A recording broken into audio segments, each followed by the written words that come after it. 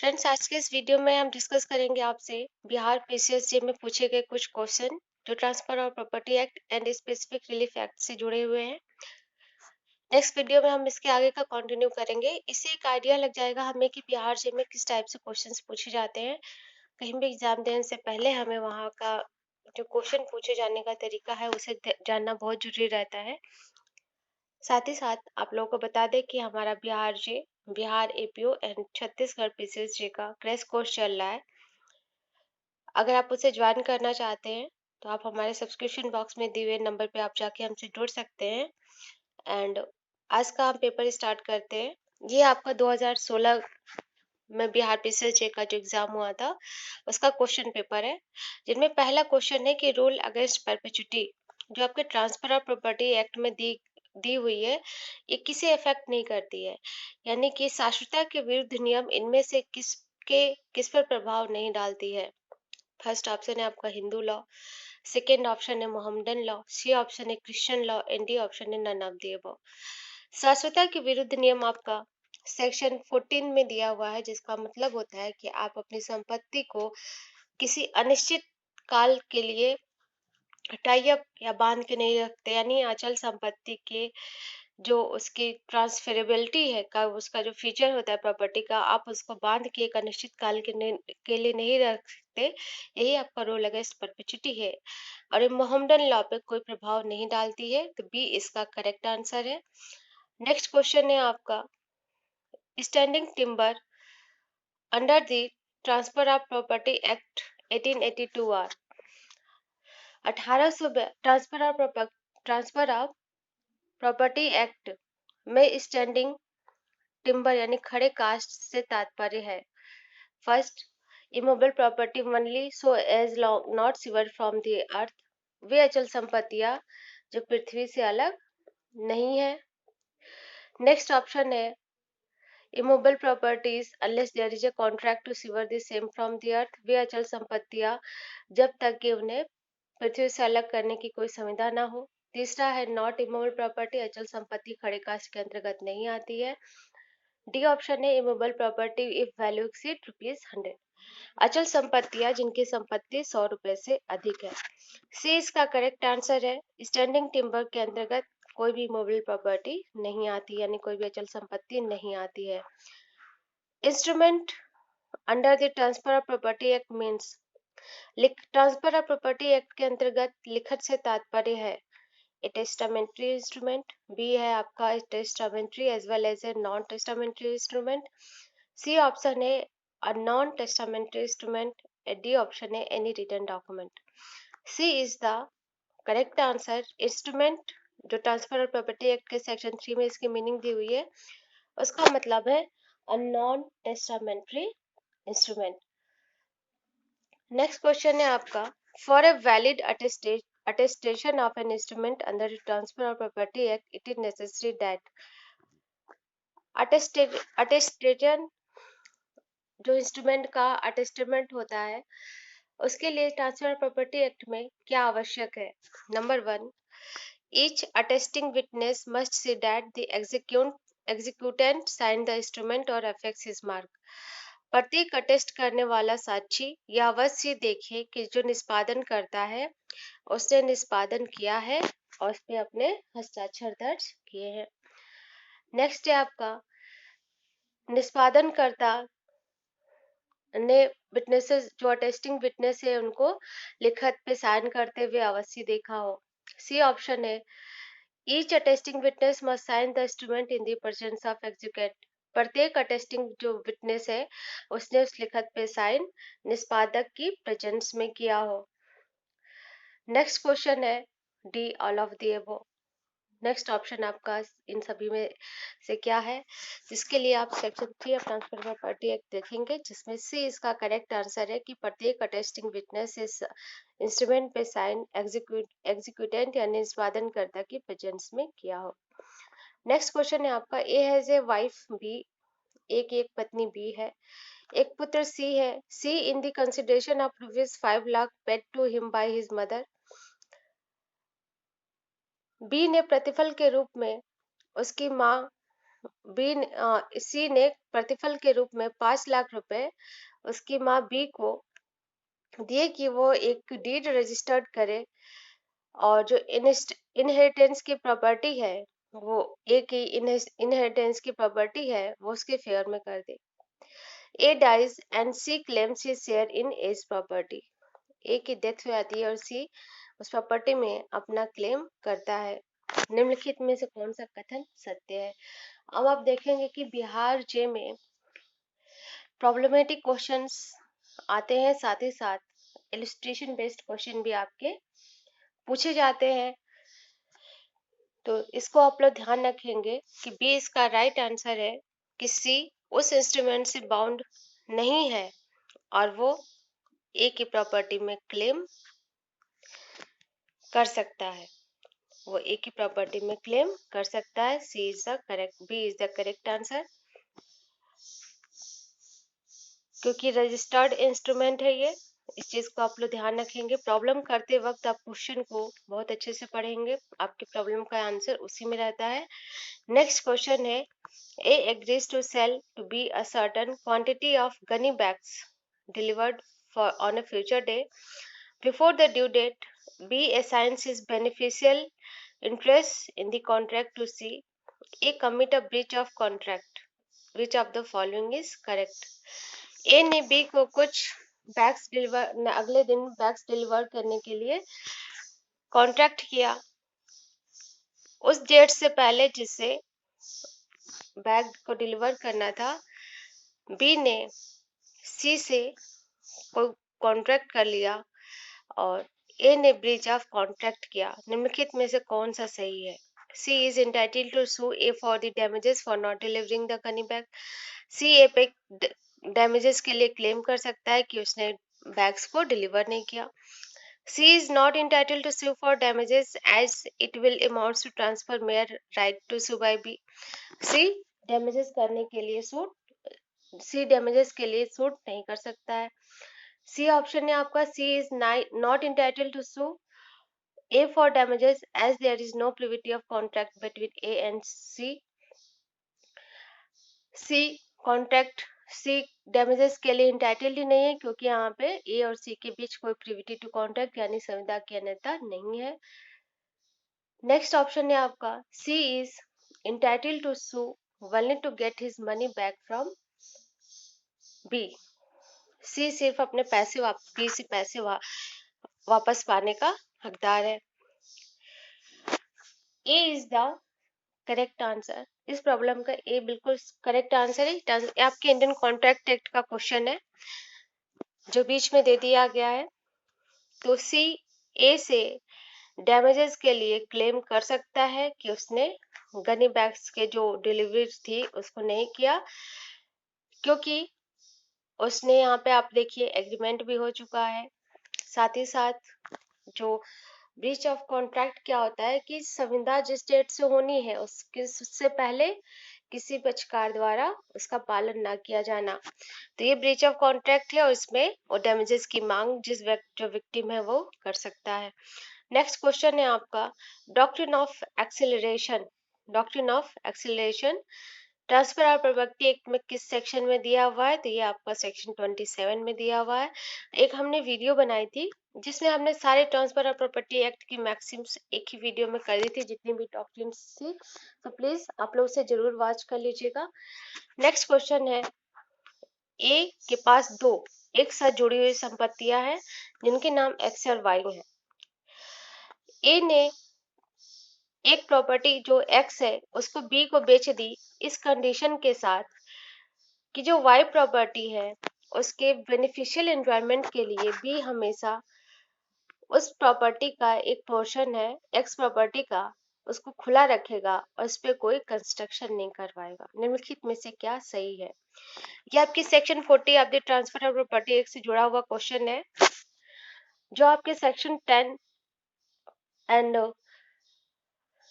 Section 11 का exception भी गठित करता है कि अगर प्रॉपर्टी एक साथ जुड़ी हुई है, इस तरीके से जुड़ी हुई है कि अगर एक के साथ एक के ऊपर कोई कंस्ट्रक्शन करा दिया जाए तो दूसरी प्रॉपर्टी का बेनिफिशियल यूज नहीं किया जा सकता है, तो उस पर कंडीशन लगाई जा सकती है।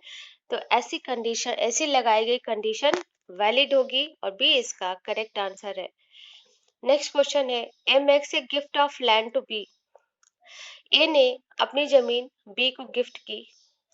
सी ने इसके कब्जे के लिए ए पर वाद किया। जब सूट पेंडिंग चल रहा था, यानी सूट अभी चल रहा था, बी ने उसी वक्त जमीन को डी को ट्रांसफर कर दिया। ए की डेथ हो जाती है और सी इसके कब्जे की डिक्री प्राप्त कर लेता है बी के अगेंस्ट। डी का जो टाइटल है, डी का जो हक है, लिस्ट पेंडेंस के सिद्धांत से अफेक्टेड रहता है। क्या ये सही है? यानी कि आपसे क्वेश्चन पूछा जा रहा है कि क्या जो डी का टाइटल है वो लिस्ट पेंडेंस यानी वाद लंबन के सिद्धांत से अफेक्टेड होगा। तो आपको याद रखना है, वाद लंबन का सिद्धांत आपके सेक्शन 51 में दिया हुआ है, जिसके अकॉर्डिंग कि अगर अभी आपका सूट प्रॉपर्टी से रिलेटेड चल रहा है कोर्ट में मामला,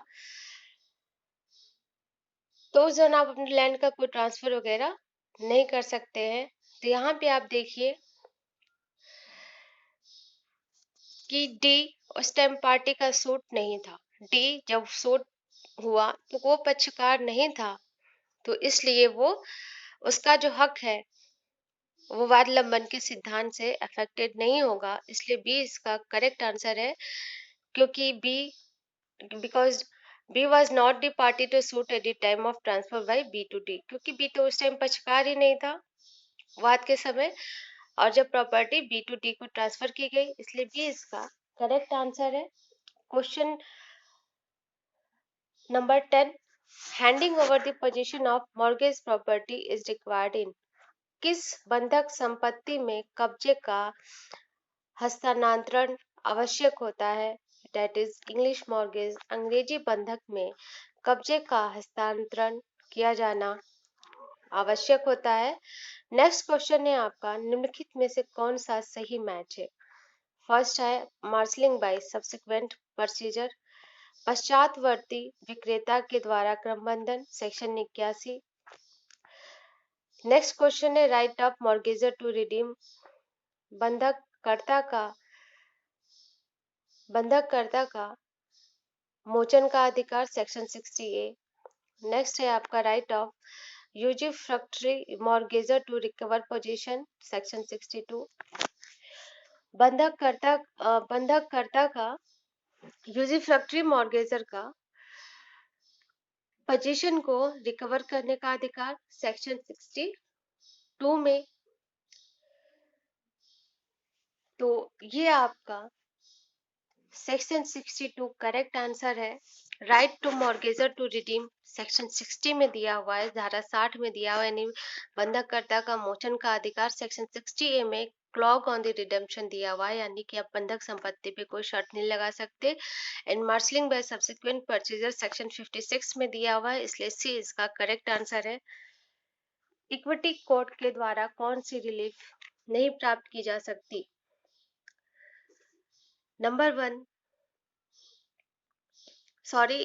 relief from equity court could B obtain. Equity यानी सामयिक न्यायालय है, वो कौन से उपचार दे सकते हैं? ए ऑप्शन है आपका before education in the common law courts, जो कॉमन लॉ कोर्ट्स है उनके न्याय निर्णय से पूर्व, after the decision of by the common law court, common law court के निर्णय देने के बाद। तीसरा ऑप्शन है आपका बोथ बिफोर और after decision by the common law court, यानी इक्विटी कोर्ट आपको रिलीफ कभी भी दे सकते हैं, चाहे वो कॉमन लॉ कोर्ट के निर्णय से पहले हो चाहे कॉमन लॉ कोर्ट के बाद हो। तो सी इसका करेक्ट आंसर है। नेक्स्ट क्वेश्चन है आपका, equity court could be approach, सामयिक न्यायालय हम कब जा सकते हैं? फर्स्ट है as a matter of right, B option है as a matter of grace, C option है both A and B, and D option है none of the above. Equity court as a matter of right नहीं जा सकते हैं। B इसका correct answer है, जब मामला ग्रेस से जुड़ा है, मामला हमारा ऐसे हो कि जब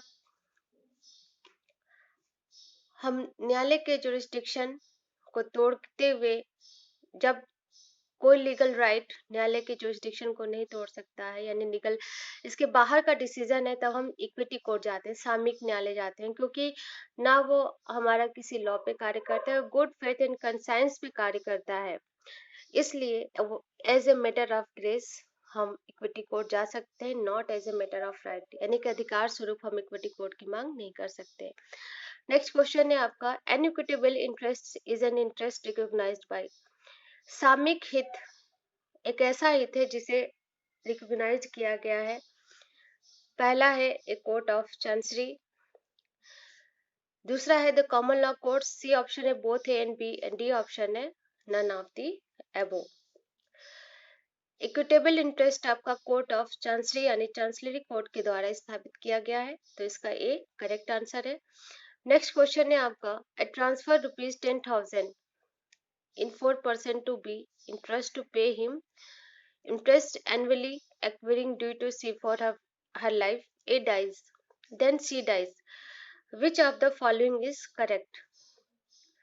A ने 10,000 को रुपए ट्रांसफर करे कि वो 4% का जो इंटरेस्ट होगा वो सी को आजीवन देता रहेगा। ए की डेथ हो जाती है, देन सी की भी डेथ हो जाती है। निम्नलिखित में से क्या सही होगा?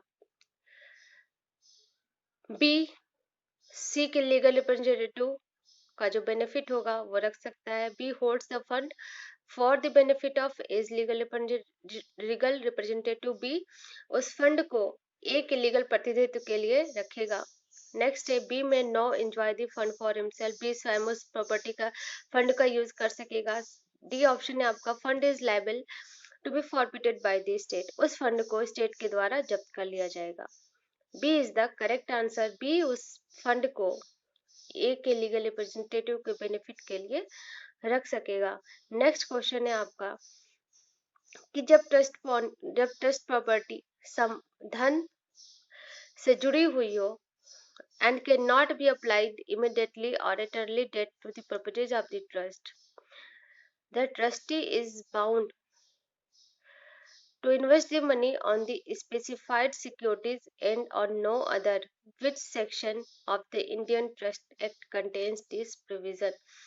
ये आपका सेक्शन बेस्ड क्वेश्चन है जिसमें पूछा गया है कि जब ट्रस्ट प्रॉपर्टी धन से जुड़ी हुई हो और इसका इमिडिएटली अप्लाई नहीं कर सकते हैं ट्रस्ट पर्पजेस के लिए, तब ट्रस्टी उसको जो स्पेसिफाइड सिक्योरिटीज हैं उस तरीके से इन्वेस्ट कर सकता है, उस तरीके से इन्वेस्ट करने के लिए बाध्य है, किसी अन्य तरीकों से नहीं। ऐसा प्रावधान भारतीय न्यास अधिनियम के किस सेक्शन में दिया हुआ है?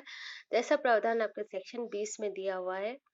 नेक्स्ट क्वेश्चन है आपका कि भारतीय न्यास अधिनियम की कौन सी धारा ब्रीच ऑफ ट्रस्ट से डील करती है? तो सेक्शन 23 आपकी liability for breach of trust से डील करती है, यानी ट्रस्ट के न्यास भंग का सिद्धांत आपका किसमें दिया हुआ है? सेक्शन 23 में। नेक्स्ट क्वेश्चन है आपका कि स्पेसिफिक रिलीफ एक्ट में जो शब्द हैं और जो अभिव्यक्तियां हैं और जो इसमें डिफाइन नहीं की गई हैं उनकी क्या मीनिंग होगी? तो उनकी वही मीनिंग होगी जो इंडियन कॉन्ट्रैक्ट एक्ट में दी हुई है। यानी अगर कोई शब्द और वर्ड ऐसा है जो स्पेसिफिक रिलीफ में दिया हुआ है लेकिन डिफाइन नहीं है, तो उनकी मीनिंग हम कहाँ से लेंगे? उनकी मीनिंग हम लेंगे इंडियन कॉन्ट्रैक्ट एक्ट से, because specific relief act is the part of Indian contract act. Next question है आपका, which of the following section of the specific relief act deals with the recovery of specific movable property? विशिष्ट चल संपत्ति के recovery यानी पुनः प्राप्ति से स्पेसिफिक रिलीफ एक्ट का कौन सा सेक्शन डील करता है? तो ये सेक्शन है आपका 7, धारा 7 recovery of specific movable property से डील करती है। नेक्स्ट क्वेश्चन है आपका, निम्नलिखित में से कौन सा करेक्टली मैच नहीं है? First, contract not specifically in force, way contract जो उनका विशिष्ट पालन नहीं करवाया जा सकता, सेक्शन 15 बिल्कुल गलत है ये। सेक्शन 15 में उन व्यक्तियों की सूची दी गई है जिनके फेवर में कॉन्ट्रैक्ट स्पेसिफिकली इन्फोर्स करा सकते हैं। सेक्शन 14 में उन कॉन्ट्रैक्ट्स की बात की गई है जिनका विनिर्दिष्ट पालन नहीं करवाया जा सकता है। नेक्स्ट बी ऑप्शन है आपका, तो इसका ए गलत है। नेक्स्ट है आपका power to award compensation in certain cases, कुछ मामलों में प्रतिकर देने की शक्ति। सेक्शन 21 बिल्कुल करेक्ट आंसर है। Liquidation of damages not a bar to specific performance. Section 23 बिल्कुल करेक्ट है। Temporary and perpetual injunction, section 37 correct है, तो इसका ए बिल्कुल सही आंसर है। एंड फ्रेंड, ऐसे ही इसका आगे का पोर्शन हम लोग कल के वीडियो में कवर करेंगे।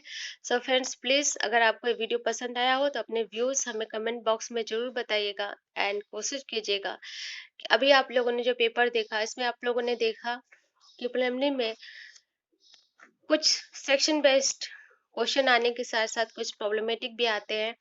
सो प्लीज आप लोग उसी हिसाब से अपनी तैयारी कीजिए। And thank you for watching video. अगर इससे कोई आपको हेल्प मिली हो तो मुझे बहुत खुशी होगी। So please, thank you and be stay at home and be safe.